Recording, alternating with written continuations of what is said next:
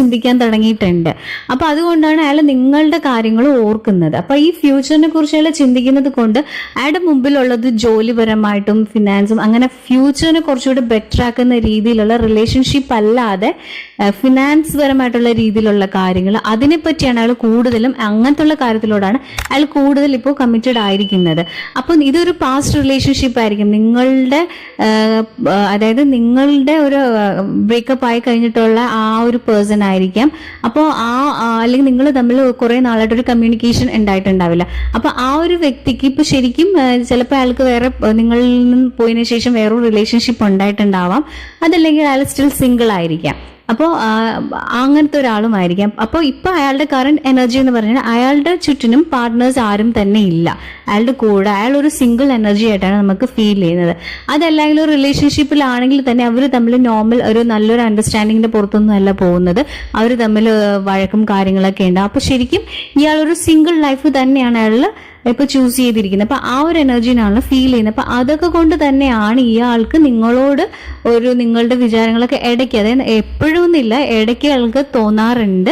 പിന്നെ അയാൾ കൂടുതൽ കോൺസെൻട്രേറ്റ് ചെയ്തിരിക്കുന്നത് അയാളുടെ ബെറ്റർ ലൈഫിന് വേണ്ടിയുള്ള കാര്യങ്ങൾ, അതായത് വർക്ക് പരമായിട്ടും അങ്ങനെയുള്ള കാര്യങ്ങളെ പറ്റി അയാൾ കൂടുതൽ ചിന്തിക്കുന്നുണ്ട്. ഇപ്പോൾ അയാളുടെ ഇപ്പോഴത്തെ ഒരു എയിം എന്ന് പറയുകയാണെങ്കിൽ അയാൾക്ക് കുറച്ചുകൂടെ നല്ലൊരു ലൈഫ് കിട്ടാൻ വേണ്ടി നല്ലൊരു ജോലി അല്ലെങ്കിൽ ഒരു എഡ്യൂക്കേഷൻ, ഹയർ സ്റ്റഡീസ് അങ്ങനെയുള്ള കാര്യങ്ങളാണ് നമുക്കിപ്പോൾ ഇവിടെ ഫീൽ ചെയ്യുന്നത്.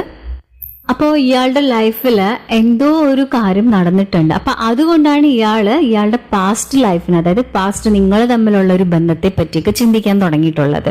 അപ്പോൾ അയാളുടെ ഉള്ളിൽ ഉള്ള ഒരു ഫീലിംഗ് എന്ന് പറയുകയാണെങ്കിൽ അയാൾക്ക് അയാളുടെ ലൈഫ് നല്ല രീതിയിൽ സെറ്റിൽ ആക്കിയിട്ട് നിങ്ങളുമായിട്ടുള്ള ഒരു കമ്മിറ്റ്മെന്റ് റിലേഷൻ, അതായത് നിങ്ങളോട് അയാൾക്ക് ഇപ്പോൾ ഒരു ഇഷ്ടവും കാര്യങ്ങളും ഒക്കെ ഉണ്ട്.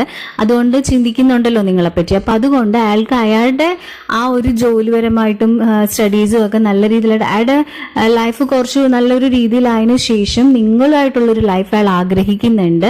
അതായത് നല്ല രീതിയിലൊരു കമ്മിറ്റ്മെന്റും ഒരു മാരേജ് അതുപോലെ ഒരു ജീവിതം അയാൾ വളരെയധികം ഇപ്പൊ ആഗ്രഹിക്കുന്നുണ്ട്. അയാൾ ഇപ്പോൾ ശരിക്കും നിങ്ങളുടെ ഒരു എനർജി അയാൾക്ക് വേണമെന്ന് അയാളുടെ ഉള്ളിൽ വളരെയധികം ആഗ്രഹമുണ്ട്. അപ്പോൾ ഒരു നല്ല രീതിയിലൊരു ജോലി അല്ലെങ്കിൽ അയാൾ ആഗ്രഹിക്കുന്ന പോലെ ആ ഒരു പൊസിഷനിൽ എത്തിയതിനു ശേഷം നിങ്ങളുടെ അടുത്തോട്ട് തിരിച്ചു വന്നിട്ട് നിങ്ങളോട് വീണ്ടും ഒരു പ്രപ്പോസ് ചെയ്യാൻ അല്ലെങ്കിൽ നിങ്ങളുമായിട്ടുള്ള അടുത്തൊരു വീണ്ടും ഈ ഒരു റിലേഷൻഷിപ്പ് റീസ്റ്റാർട്ട് ചെയ്യാനൊക്കെ ആ ഒരു പേഴ്സൺ ആഗ്രഹിക്കുന്നുണ്ട്. അപ്പൊ അതിനു വേണ്ടി അയാളുടെ ലൈഫ് ഇപ്പോഴേ പ്രിപ്പയർ ചെയ്ത് തുടങ്ങിയിരിക്കുകയാണ്. അതായത് അയാൾക്ക് വേണം നിങ്ങൾ. അപ്പൊ ഇനി അയാൾ നിങ്ങളുടെ ലൈഫിലോട്ട് വരുമ്പോൾ അയാൾ ഒരു അതായത് ഈ ഒരു റിലേഷൻഷിപ്പിനെ കമ്മിറ്റഡ് ആക്കാൻ വേണ്ടിയുള്ള ആ ഒരു രീതിയിലാണ് ആ ഒരു പേഴ്സൺ വരുന്നത്.